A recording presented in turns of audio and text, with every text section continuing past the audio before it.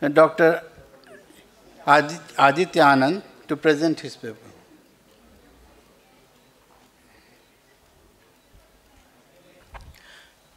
Good afternoon, everyone. So basically, I'm going to discuss about the basic introduction of artificial intelligence. Artificial intelligence is the simulation of human intelligence process by machines, especially computer systems. So the system acquires, the three processes which is involved in the system is learning, reasoning, and self-correction. So learning by hardware divide is the acquisition of information and rules for using the information. Reasoning, using rules to reach approximate or definite conclusions, and self-correction is the self-validation. So every industry, like whether it's medical or any kind of industry, it needs artificial intelligence for its growth and it's for improvement in the basic output. So the big players which is involved in the artificial intelligence, which provides a support for the data, as you can see, are the big tech giants. There's Amazon, Google, IBM, NVIDIA, so many things are there. And even the startups company are helping us in promoting the concept of artificial intelligence, helping us in all scenarios. So artificial intelligence, basically it has following components as cognitive system, neural networks, planning, robotics, machine learning, natural language processing, perception, knowledge, and all these are the components of the artificial intelligence. So we will discuss about the basic concepts. So we'll go in step-by-step manner. So we'll start with the basics. What is the objective of this artificial intelligence? To automatically detect and measure pathologic features in images of the eye. And what are the methods which involve? It analyzes pixels, labels, and group of pixels in fundus photographs or 3D dimensional voxels. We call voxels in OCT images in some way. But it has the variety of approaches. So first, the simplest form of AI is the simple automated detectors by pattern recognition. It is the simplest form of AI, and here programmers give the software mathematical descriptors of the features to detect, and it's a rule-based algorithm for searching these patterns on incoming images. So in this, what happens, if you give an image to this software or system, the basic thing is already it's in the pattern recognition. It is stored in the pattern recognition. So if that picture matches with the pattern recognition of that software, it becomes a positive hit and it recognizes that image. And it is a diagnostic indicator. So second is the basic machine learning. In this approach, this algorithm is given with some basic rules about which the disease feature look like, along with a training set of images from affected and unaffected eyes.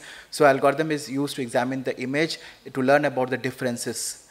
And advanced machine learning, it becomes by the computing different units of information, which we call in neurons, which mimic the multi-layered structure of the visual cortex. So the neural networks actually, if you give some basic input, so it works by the information which is stored in its hidden layer, and finally it detects the output, which comes as the final decision. So it learns to associate multiple specific inputs of disease, feature detectors, and results in more accurate output diagnosis. So as you can see here is an illustration of supervised learning, the way computer algorithms are taught to recognize pattern. There are so many fundus OCT pictures which are stored in the whirlpool of data. It is in the hidden layer structure.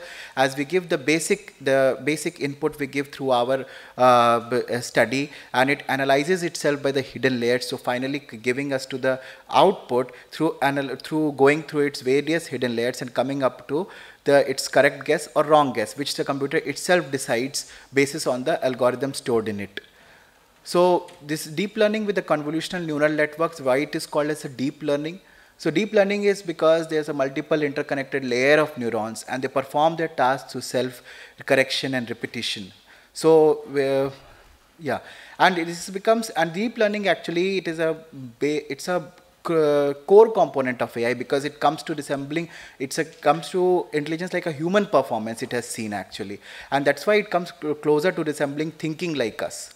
So but the problem with AI is its black box concept. So now what happens is that Google has developed a successful system called as a Google Brain in 2016.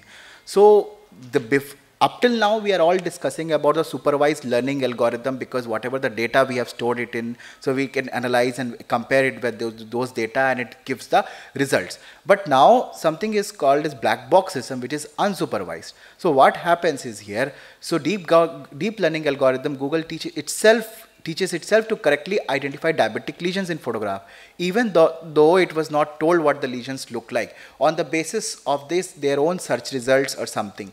So if you do a meta-analysis of this deep learning, so what the output results we get, you can't say, like, sometimes what happens, even if the algorithm is not stored in its software or its data, the results comes good, and sometimes the results comes correct, and sometimes the results are not correct or as false. So that is why the unsupervised black box systems, what happens, it actually arrives at the correct results most of the time, even though it is not, it is very unsupervised, even though it is not stored. So because of this, the unsupervised black box system unsettles some specialists with fear due to unsupervised approach, but it definitely facilitates others which are not, yeah. So there are two things where, like, these are lesion-based disease detection. So how the black box works, it's a simple assessment. So you can see the lesion-based data, the fundus photograph is quality assessed, and if the results according to the deep learning algorithm with the convolutional network is okay, so this results comes okay and it gets passed.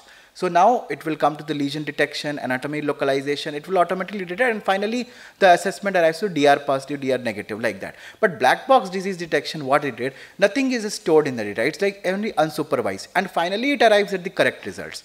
But this can't happen all the time, so that is our limitation.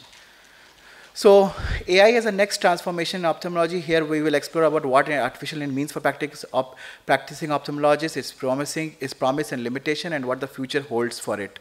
So as my following speakers will discuss about the various roles of AI in their respective specialities. I'll just give a brief introduction. It is used in the retina. First of all, it's very promising results it is showing in the retina through to accurately detect the diseases, diabetic retinopathy and diabetic macular edema through fundus photographs, and even it is used for first AI-based tools for the retina is actually US FDA approved by IDX DR device, which is already in use since April 2018, and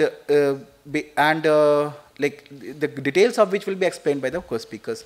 And AI is also used in the retinopathy of prematurity as well as in ARMD.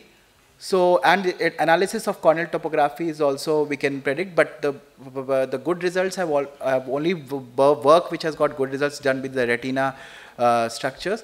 But hello, yeah, no, okay, and the other will be followed by my co-speakers. Okay, thank you. Sure. Thank you, Dr. Aditya, for briefing and giving an overview of what artificial intelligence is going to do in ophthalmology.